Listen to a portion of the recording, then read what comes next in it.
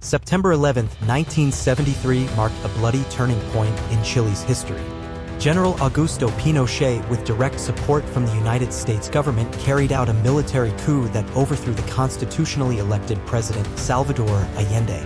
This power shift not only brought an abrupt end to a democratic government, but also ushered in nearly 2 decades of authoritarian rule where human rights, democracy, and civil liberties were gradually strangled under the shadow of military dictatorship.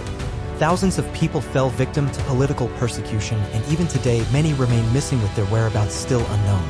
Mass graves remain unexhumed, records were destroyed, and crucial evidence of atrocities was concealed. These actions have left the legacy of Pinochet's reign of terror as an unhealed wound in the collective memory of the Chilean people. It wasn't until the early 2000s that a series of investigative reports began to uncover the horrifying truth behind a systematically organized apparatus of oppression built and operated by Pinochet's regime. Before becoming a dictator, Augusto Pinochet was a seasoned military officer born in 1915 in the port city of Valparaiso. He began his military career early and, at the age of 32 in 1948, was accepted into the War Academy, making him one of the youngest cadets of his time. Over the decades, he served in various missions across both Chile and Ecuador, eventually rising to the rank of Major General. In 1971, he drew attention when he was appointed to escort Cuban leader Fidel Castro during his visit to Chile, a seemingly routine assignment that would later shape Pinochet's political trajectory. The major turning point came in early 1973 when Pinochet was appointed commander-in-chief of the Chilean army, placing him in a critical position amid growing political unrest. In the past 2 decades, declassified documents have revealed that the CIA was deeply involved in manipulating Chile's internal affairs, from media propaganda and backing opposition groups to preparing contingency plans in case the coup failed. The U.S. intelligence agency played a significant role in setting the stage for the military to seize control without encountering major international backlash. The event that ultimately triggered the coup was the resignation of General Carlos Prats, then commander-in-chief of the army, who stepped down under political pressure. He was replaced by none other than Pinochet, a man President Allende had once trusted. That trust, however, was soon betrayed. On the morning of September 11, 1973, the military and Air Force launched a coordinated operation to encircle Chile's major cities while severing all nationwide communications. A brutal order was issued: shoot anyone who resisted. Despite knowing that his life was in grave danger, President Allende chose to stay in La Moneda Palace and defend his position until the end. Official reports claimed he committed suicide using a rifle gifted to him by Fidel Castro. However, numerous testimonies and findings from independent investigators suggest that he may have been assassinated by soldiers loyal to Pinochet, turning his death into the first symbol of the tragic and violent era that was about to unfold. Although there was little real resistance in the aftermath of the coup, it quickly turned into a nightmare for the people of Chile. Within days, mass arrests, brutal torture, and executions swept across the country. Estimates of the death toll range from 2,000 to over 10,000, not to mention the tens of thousands who were imprisoned, tortured, or forced into exile. The purge did not stop at political figures. It expanded to include activists, union leaders, students, and even innocent civilians, often simply for having supported the previous democratic government or for not expressing loyalty to the new regime. The 1973 military coup in Chile wasn't just a targeted strike against high-ranking officials in President Allende's administration, it marked the beginning of a nationwide crackdown. Anyone perceived as a threat to Pinochet's authority, whether real or imagined, became a potential target for arrest, torture, or execution. The working class and poor communities were especially vulnerable during this period. They were frequently subjected to airstrikes, military raids, and mass roundups carried out day and night. No warrants were issued, no trials were held, people were taken in silence. In clandestine detention centers, political prisoners were subjected to extreme and inhumane torture. Later human rights reports revealed the use of both psychological and physical torture methods intended to destroy the victims entirely. Prisoners were suspended from the ceiling by their wrists for hours, beaten into unconsciousness, waterboarded, suffocated, sexually assaulted, and subjected to public humiliation. These acts weren't just about extracting information, they were a calculated warning to society. Anyone could be next. After securing absolute power, Pinochet publicly claimed he would serve only temporarily as head of the military junta, stating that leadership would rotate among the commanders due to his seniority. But the reality was starkly different. He was determined to retain control by any means necessary, including the torture, disappearance, and murder of former allies. Just weeks after seizing power, Pinochet launched one of the most brutal and organized repressive campaigns in modern Chilean history. On October 15, 1973, he ordered a wave of executions targeting political opponents under the pretext of expediting the judicial process for detainees. He appointed General Sergio Ariano Stark, a trusted ally and one of the coup's original architects, to lead the operation. Under Stark's command, a special military unit known as the Caravana de la Muerte, or Caravan of Death, was formed. Traveling in Puma helicopters, they flew to key cities including La Serena, Copiapó, Antofagasta, and Calama, carrying out swift and merciless executions. In just over 4 days, at least 68 individuals were executed. Most of them had voluntarily surrendered to the new regime, believing they would be tried fairly. Instead, they were beaten, interrogated, and summarily shot. The majority of bodies were buried hastily in mass graves. 14 of the victims were never found. Later evidence suggests they may have been among the first to be thrown from helicopters into the ocean, a chilling method of secret execution that would be repeated many times throughout Pinochet's rule. These massacres were not only aimed at eliminating opposition forces, but also served as a chilling message to the entire population. Anyone who had ties to the old regime, or simply refused to bow before the new government, could disappear without a trace. After the Caravan of Death completed its initial wave of operations, Pinochet continued expanding his repressive apparatus by establishing a separate secret police agency on June 14, 1974.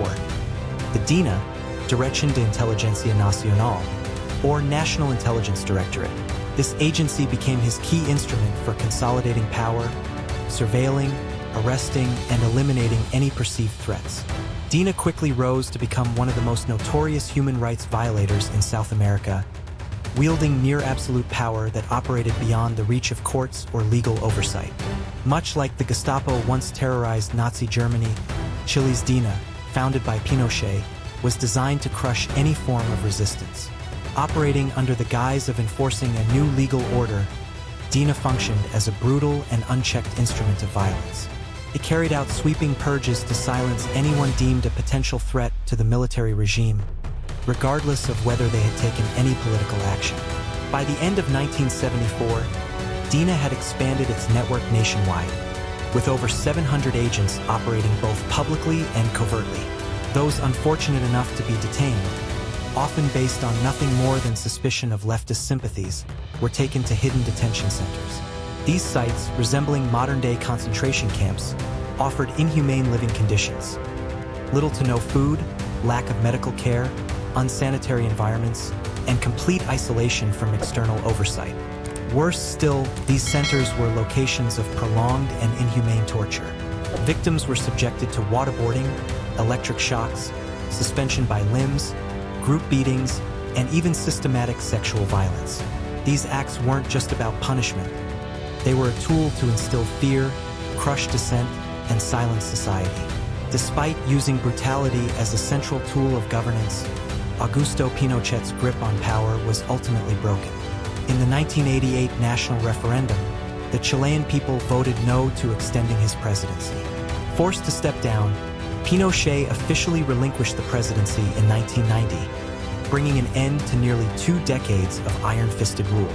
However, thanks to political mechanisms he himself had put in place, Pinochet was granted the title of Senator for Life, which ensured him immunity from prosecution and allowed him to remain a powerful figure even after leaving office. Just when it seemed Augusto Pinochet had escaped justice, he was unexpectedly arrested in the United Kingdom in 1998 while receiving medical treatment. The detention of a former head of state, still influential, on foreign soil shocked the world. It was Spain's judicial system that first requested his extradition to stand trial for crimes against humanity, triggering a global wave of demands for justice that swept across Europe and Latin America.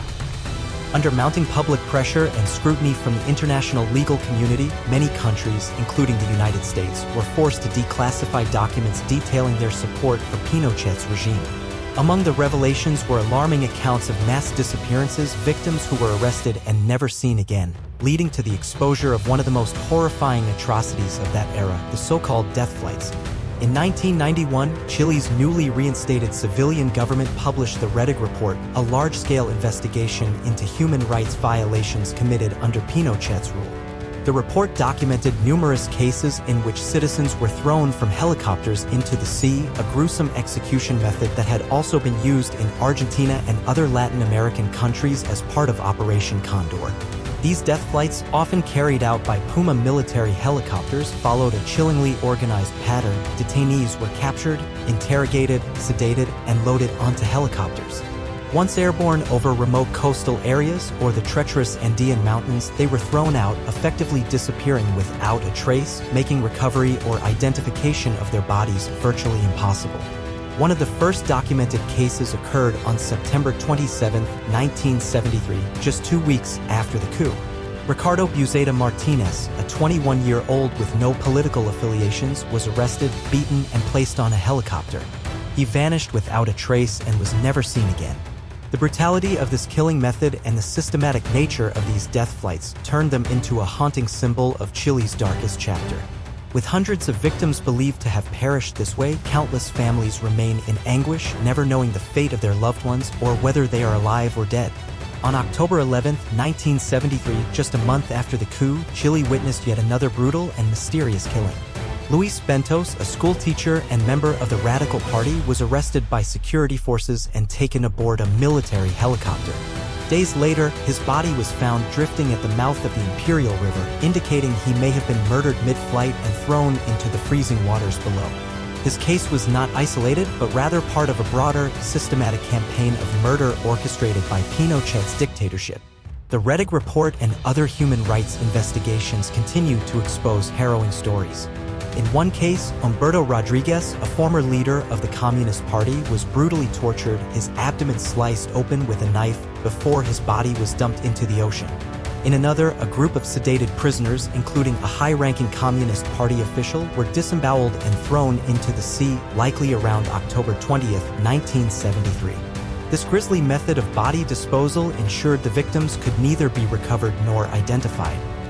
Nearly 3 decades after these horrific killings, in 2001, under the presidency of Ricardo Lagos, Chile entered a new phase of reckoning with its past.